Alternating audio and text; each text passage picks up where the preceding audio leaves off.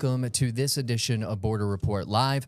My name is Rudy Mireles, and I am your host here in Harlingen, Texas, in the Rio Grande Valley of South Texas. Joining me in just a little bit on the program, we have our San Diego correspondent, Salvador Rivera, and our South Texas correspondent in-house right here, Sandra Sanchez, to talk about a couple different organizations that are preparing their folks for the potential for ICE raids, not just in schools, but also faith-based organizations. So we're going to hear from both of them in just a little bit on that. But first, let's go ahead and take a look at some of the news making headlines across the border, starting actually in Washington, D.C., because we've just learned that a very short time ago that tomorrow, President Trump plans to go out on patrol with police, rather today on patrol with police in Washington, D.C. Now, the president will join the Metropolitan Police Department and National Guard troops around the nation's capital amid a federal crackdown on crime.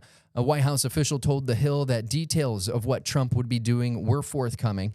You'll remember that the president ordered the National Guard to D.C. earlier this month to crack down for what he says is rising crime in the area. This is despite statistics showing that violent crime has declined in the city.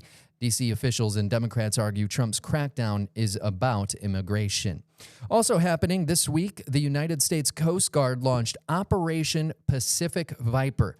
They call it a surge in forces along the Eastern Pacific to stop the cartels and criminal organizations. Now, since initiating the program, the Coast Guard says it boarded several illegal vessels, seizing thousands of pounds of drugs and detaining several smugglers.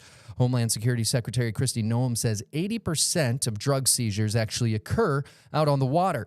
She said as part of Operation Pacific Viper, a pair of Coast Guard vessels seized 7,700 pounds of cocaine and detained 6 Ecuadorian smugglers. And that is something, you just saw those lanchitas there. Those are things that we've been telling you about on, both sides of the border, over here down in the Rio Grande Valley, going up the Texas Gulf, as well as Salvador Rivera reporting actually on a boat with Border Patrol at one point. And we've been talking about the Coast Guard's increasing operations all along the Rio Grande, in the Gulf Coast, and on the Pacific coast there. So interesting to see these 6 people getting detained and 7,700 pounds of cocaine being seized. Again, that statistic from Homeland Security Secretary Kristi Noem, just staggering. 80% of drug seizures occur at sea.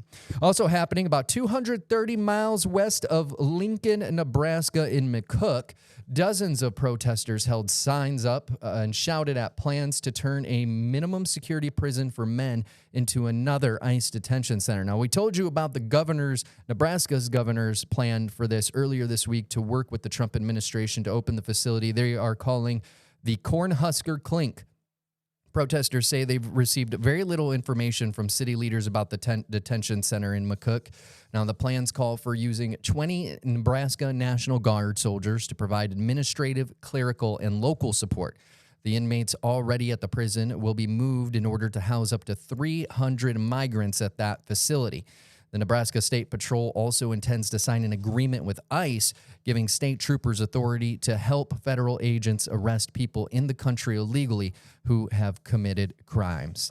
Time now to turn to our correspondents here. As we said, we have our South Texas correspondent, Sandra Sanchez. We have our San Diego correspondent, Salvador Rivera, and they're both kind of talking about the same subject today. Sandra, we'll get to you in a moment, but let's bring in Salvador now. Salvador, thanks again for joining us today. Couple major things happening over in your area of responsibility. Fill us in, sir. It's mostly about education, or trying to educate the public about what's going on. Why don't we start with some video that we have from something that took place a few weeks ago near Oxnard, California, Camarillo, California, which is north of Los Angeles before you get to Ventura and then before you get to Santa Barbara. This is a raid that happened on some fields.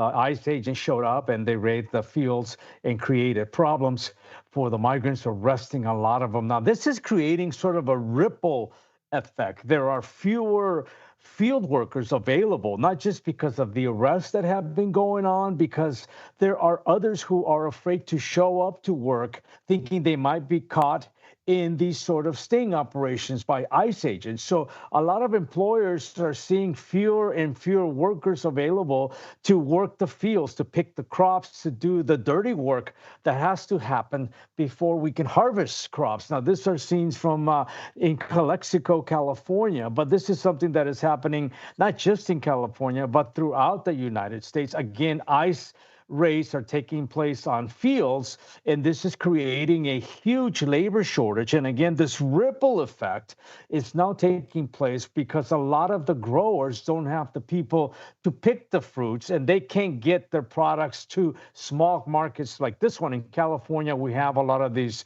women, infants, and children supermarkets where pregnant women, low-income families, single moms can come in and buy produce at very low prices. But because of what's going on, because of the field worker labor shortage, these growers cannot get their products out to markets. They're not available. And what is showing up has been on overripe. They're almost to the point where you have to throw them away. They're not very good. Now, these scenes are from the San Diego Food Bank, which is also feeling the effects because it depends on a lot of surplus fruits and vegetables produce that growers get to them. So, but right now, growers, the fruit that they do have available, they are selling it to the large supermarket chains or overseas. But small markets, the food banks around the state are not getting the fruits and vegetables, and they're not making it available to people who depend on free fruits and vegetables,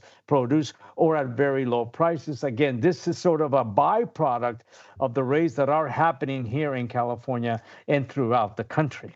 Now, Salvador, about a week ago, because we're having a very similar problem here in the Rio Grande Valley, lots of agriculture here. We're seeing this problem. We've actually had two city officials from the Rio Grande Valley come together. One of them is, although municipal elections are nonpartisan in the state of Texas, we do have one that aligns with the Republican Party, Mayor Javier Villalobos in McAllen.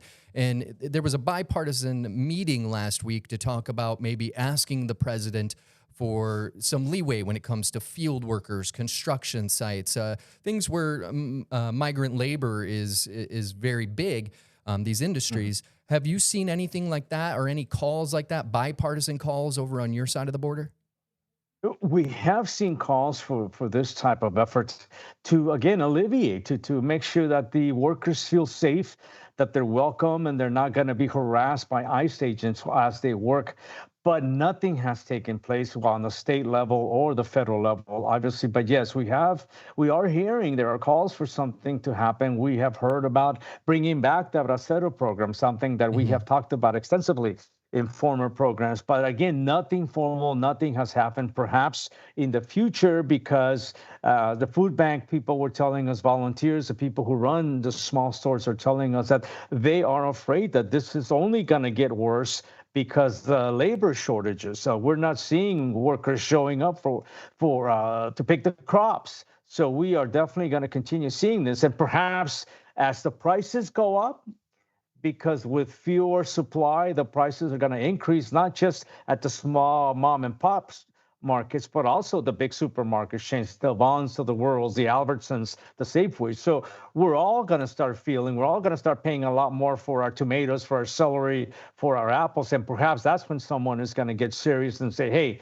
we need to do something about it. Let's create some sort of a program, some sort of a sponsorship for these workers so they feel like they can go to work without being deported. Yeah, very interesting how these prices could affect all of our dinner tables all across the country, not just down here on the border. And that's not even taking into account the tariff situation, which is a completely different conversation, which we are not going to be having today. But, as these ICE raids grow, a couple weeks ago, we saw a potential, student getting arrested by an ICE agent. I believe it was in Los Angeles. What are schools and organizations there doing to kind of prepare for the idea that this may happen on a more continuous basis?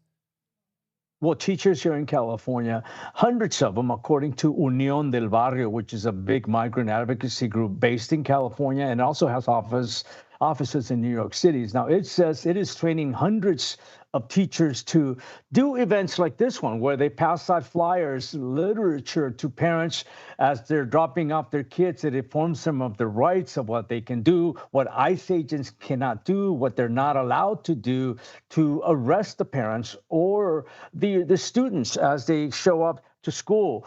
Teachers are also not only educating themselves, but they're also out on patrol before every school day. They get in their own cars and they drive around the neighborhoods to looking out for ICE agents. And we were being told that they have learned how to spot the ICE agents, because most of the federal agents are always using American-made vehicles, specifically SUVs with heavily tainted windows. And we're being told that they are driving around spotting the agents just in case. If they do spot someone, they will alert the teachers, and they kind of go on a virtual lockdown, and they start informing parents about what might be ahead, what might lay in the shadows, so to speak. The teachers were telling us that they will continue to do these efforts. This will be on an ongoing basis because, as they see it, this is their own way of protecting parents and students, not only by informing the public, forming demonstrations like this one, which took place at Lincoln High School about 10 minutes east of downtown San Diego, but by also getting in their own cars, driving around the neighborhoods around their schools, looking out for ICE or federal agents. And this is happening around the state, here in San Diego, not just at San Diego Unified Schools, but at districts throughout the region. And because of things that are happening there, you see one of the vehicles that is on patrol around the neighborhood of Lincoln High School. But I also wanted to tell you about an arrest that did take place just outside of a school in Encinitas, California, which is about 45 minutes north of the border. Our colleague, Jennifer Franco from KSWB, put a story together. She's showing us what happened as a parent got arrested here in San Diego County yesterday morning. Neighbors watch and record as ICE and ATF agents take a man in a construction safety vest into custody. Right now, citation. It happened Wednesday, 2 blocks from Parkdale Elementary School in Encinitas during morning drop-off. The crossing guard that stands here was told to divert children around this melee that was happening. Jessie Kahn says she was on her way to work when she stopped to see what was going on. This was happening to a family. It was just devastating. ICE says the undocumented man from Guatemala has a deportation order from 2017. They also say his alleged spouse arrived to the scene with a young child. That's when Kahn says she stepped in. I took her child so that she could be the best wife and parent that she could be at that time. The superintendent of the Encinitas Union School District alerted families and staff about the immigration enforcement incidents. The letter says a parent of an EUSD student was detained while driving to work, causing fear and trauma across the district. Former Encinitas Mayor and State Senator Catherine Blakespeare is condemning the arrest. It just should not be happening. It's so cruel and inhumane. Having people detained right as they're dropping off or around a school like that, what it tells me is that they're really hunting these people. Community members, even from outside Encinitas, are also mobilizing to demand change. It's traumatic enough as it is for the people.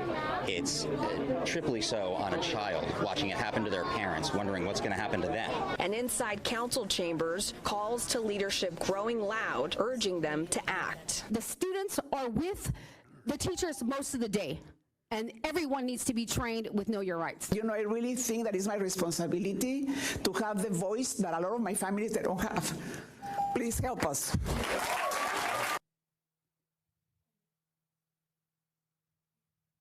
This is the type of situation that the teachers say they need to be ready for, and that's where they're training, educating themselves on what to do, how to protect their children and the parents of their students. All right. Well, thank you so much for your reporting today, Salvador. We really appreciate it. Salvador Rivera, our San Diego correspondent. Stick around, though, because in just a little bit, we're going to bring in our South Texas correspondent, Sandra Sanchez, to talk about something similar, but just a little bit different. And this includes faith-based organizations. We'll report live. We'll be back in 1 minute.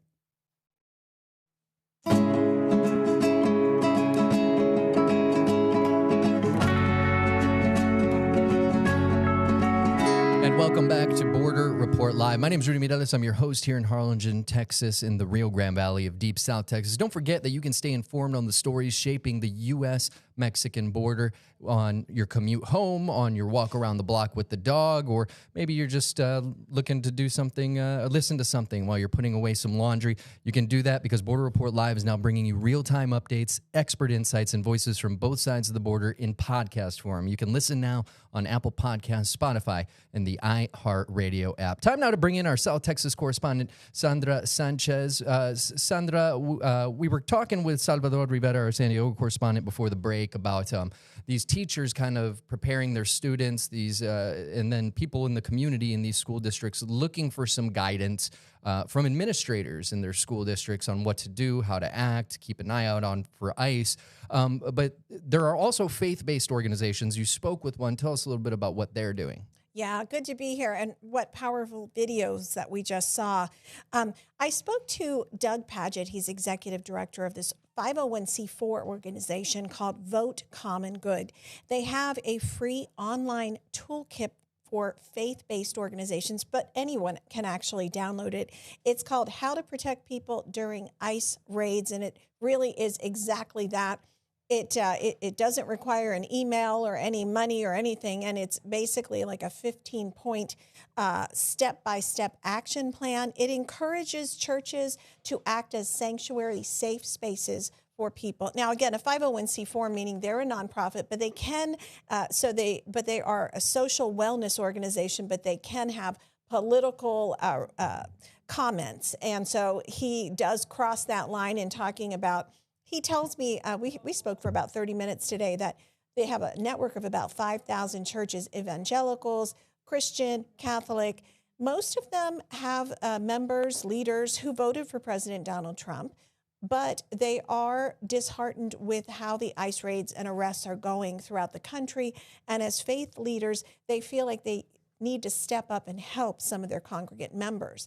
Many of them, we've been talking about this here on the border. We've had these Know Your Rights seminars offered by La Unión del Pueblo Entero, Lupe, and other organizations like Salvador mentioned in California. But in the interior, this is kind of new to them. And that's really where the focus of these raids are happening, these arrests are happening. So they're encouraging congregations to put up these posters, these signs they can download. There's even cards for their wallet. It starts by saying faith traditions call us to welcome the stranger, protect the vulnerable, and love our neighbors. What I really found interesting from my conversation with Pastor Padgett today was him saying that he has heard, and this is his opinion, but he says he's heard from clergymen, all and women across the country. And the outcome of these ICE arrests, conflicts, changes depending if a faith-based person is nearby, depending if a person of color or non-color is nearby. He says it tends to de-escalate the situation. The communication tends to be fostered better. And the arrests, the outcome seems to change. And basically they're encouraging faith-based organizations to, he says, quote, have courage, step up, take these actions, and, work to help this situation. And it is an extremely divisive political situation, as you know. Yeah, very. I mean, just I think it was a couple of weeks ago, maybe 3 weeks ago, we saw protests happening outside of a church in near Baltimore, Maryland, I believe it was. Their pastor was actually detained by ICE and taken and questioned over that. So are we starting to see more of these types of situations? Do you know if ICE is starting to show up to these churches, whether it be Catholic or Lutheran or whatever it may be? Well, the Trump administration, what we see is what we see on social media, right? So do we quantify exactly where all these ICE arrests have happened? We don't know. Mm-hmm. What we see are the ones that go viral.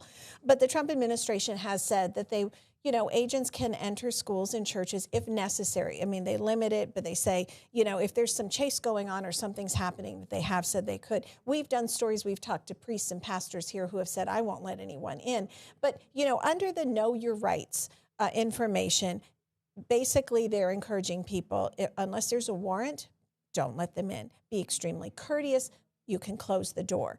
do not be confrontational, get a lawyer, don't say anything, and then from there, they have this 15-point plan where bear public moral witness. What's really interesting is they said work with media. Nobody ever wants to talk to us, right? No, he says get the word out, talk to media, and make arrests public, and spell out all the details. They're saying transparency and honesty is the key to de-escalating what's happening in our country right now. And I believe we have a soundbite from the pastor. We do. Pastor Paget. Let's go ahead and play that. Short of a church being a sanctuary community or sanctuary space, there's a number of things that churches can do. They can be trained in what are the rights of immigrants. They can offer their own connections and services to those people if they're in need. If ICE has come knocking at their door and they want to be in an interview with ICE, but they're not sure if it's going to be safe for them, they can reach out to church leaders and to members of congregations. So we're training those church leaders and congregants in what they can do to be supportive for people. And most importantly, these churches can create a support network that can run alongside the support network that so many immigrants in this country have. But they often will need someone who has other sets of connections, has other relationships. And our experience has been, and we're hearing this from pastors all over the country, that when ICE interacts with an immigrant and there's no one else there, they act in one way. And if there's any observer there, they act differently. And when there's a faith leader there, they really begin to act in ways that honor the person's rights and give them all the due process that they deserve. So we think there's a very special place. But to be truthful, a lot of faith leaders and people in churches, they've never thought about having to interact with ICE. They don't know what to do. They don't know what the laws are. They are unclear about how much they can engage and how much they can act. So part of our work with our toolkit is to help them know what they can do and how they can act. He actually brought it local here to South Texas, mentioning Sister Norma Pimentel, Catholic nun who runs the Catholic Charities Humanitarian Respite, Catholic Charities of the Rio Grande Valley's Humanitarian Respite Center. We've been covering Sister Norma for over a decade now with her work here, but she has been the subject of a probe by Texas Attorney General Ken Paxton, who wants to interview her. There's been, he's been charging that some of these nonprofits could have played a part in human trafficking, and he wants to depose them, and she's been fighting them in court. She's been successful so far. Yeah, I said to him, you're encouraging churches and faith-based groups to take on the Trump administration. I mean, are you scared? Are they scared? He said, absolutely. I mean, as you see, funding's been cut to the food and shelter program, humanitarian funding for these nonprofits. But he's saying they have to step up. The time is now. No one else is going to do this for those people, to let them have their due process and their time, and just to de-escalate the situation. It's interesting. They say that they should form a rapid response team, maybe have a network of people that get called as soon as they hear of an ICE raid, publicize it, and then this group goes, films it, documents it. They really want a coordinated transparency documenting everything that's happening in our country. Yeah, it's very interesting that he would say that he's asking these faith-based leaders to step up against the Trump administration, because in some cases, like as you just mentioned with Sister Norma, it's also taking on the state government as well, in this case with Ken Paxton. Thank you so much for your reporting, Sandra. We appreciate it. Stay with us. Border Report Live is back in 1 minute.